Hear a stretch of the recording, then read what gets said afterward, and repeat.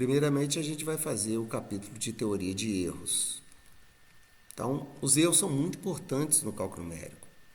Geralmente, vocês vão ver que a gente pega um problema de cálculo numérico, você modela ele, então você tem a modelagem e a resolução desse problema. Então, para você fazer a modelagem e para você resolver, né, você utiliza simuladores numéricos, né, algoritmos, para determinação da solução de um problema. Aí ele requer várias etapas. Primeiro, você define qual o problema a ser resolvido. Você tem que definir qual que é o problema que você vai resolver.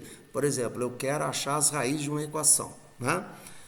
Segundo, você observa os fenômenos, levanta efeitos, né, dominantes e fazer referência a conhecimentos prévios, físicos e matemáticos.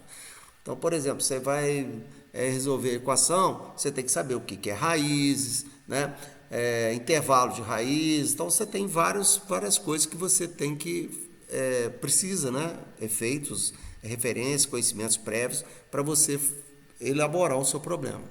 Aí você cria um modelo matemático, né? Depois eu vou mostrar. E resolve esse problema, né? E se resolver esse problema, vocês vão ver que ele sempre no cálculo numérico vai ter problemas de erros. Aí nós vamos tentar amenizar esse problema do erro, gerenciar o erro, né? Então, a modelagem é a fase de obtenção de um modelo matemático que descreve o problema. Então, você tem um problema físico, aí você modela ele matematicamente. A segunda fase é a resolução. Então, é a fase que você obtém a solução do modelo matemático através de uma solução analítica ou numérica, né? Nós vamos dar ênfase às soluções numéricas. Então, essa é a ideia aqui, ó. Essa figura é interessante, ó. Você tem um problema real. Aí você modela ele. Então, você observa os fenômenos, levanta os efeitos, né? Referências, conhecimentos prévios. Aí você cria, esse é o modelo real. Aí você cria um modelo matemático, né? Aí você modela. Depois, o que você vai fazer? Você vai resolver esse problema matemático, utilizando ferramentas analíticas ou numéricas. O cálculo numérico, ele compreende em quê? Uma análise dos processos que resolve problemas matemáticos. Então, nós vamos ver o cálculo numérico, nós vamos fazer vários processos para resolver determinadas operações, problemas matemáticos, né? Aí você desenvolve uma sequência de operadores aritméticos, uma sequência de passos, né? Que é o chamado desenvolvimento de algoritmos. A gente vai executar determinados algoritmos, né? Teoricamente, o cálculo numérico você poderia implementá-lo.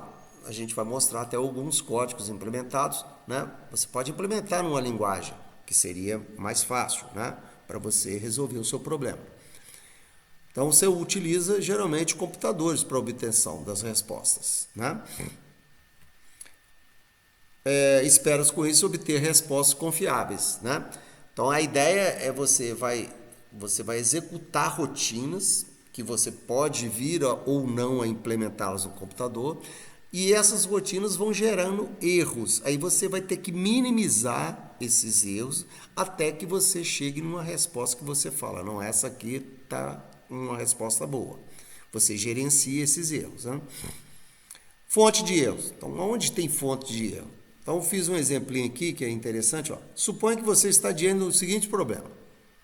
Você está em cima de um edifício e que você não sabe a altura dele, mas você quer determinar.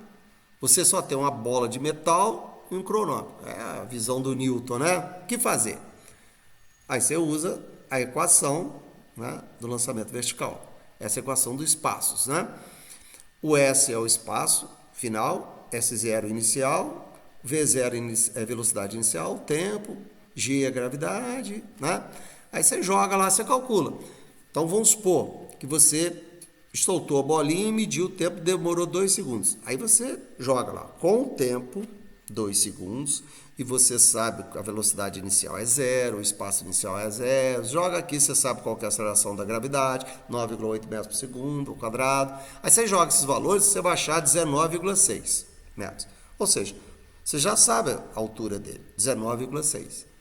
Mas, será que quando você leu no cronômetro, você leu 2 segundos, mas está ferido, é 2 segundos, seria que não é 2,3? segundos, 2,4, né? E aí, multiplica. Onde estão os erros? Essa resposta é confiável, né? Aí você tem os erros de modelagem. Ó. Por exemplo, nesse problema, você teria resistência do ar. Você não está colocando a resistência do ar. Velocidade do vento, isso influencia, né? Esses são os erros de modelagem. Forma do objeto, né? Aí você tem os erros de resolução. Por exemplo, você leu 2 segundos, mas poderia ser 2,3 segundos. Se fosse 2,3, ó, já daria outro completamente diferente, 25,92. Olha que doideira. 15 para 25, 10 metros de diferença, né? Forma com os dados são armazenados. Isso aqui você vai ver como que você armazena esses dados no computador, né? Ou você está usando a calculadora, como é que esses dados são armazenados? Porque tem determinados dados que você vai ter que truncar para você inserir os valores. Se você não truncar, ele pode ser uma dízima e assim por diante. Então você tem que ter esse problema, vai gerar erro também. E as operações numéricas que você efetua, né? Por exemplo, você faz uma aproximação inicial, você vai fazendo várias operações numéricas, você vai aumentando, propagando esse erro, né? O erro de truncamento, como eu falei, você trunca, porque é uma série infinita, e você trunca para ser finita, por exemplo. Aqui está um exemplo para ilustrar isso. Ó.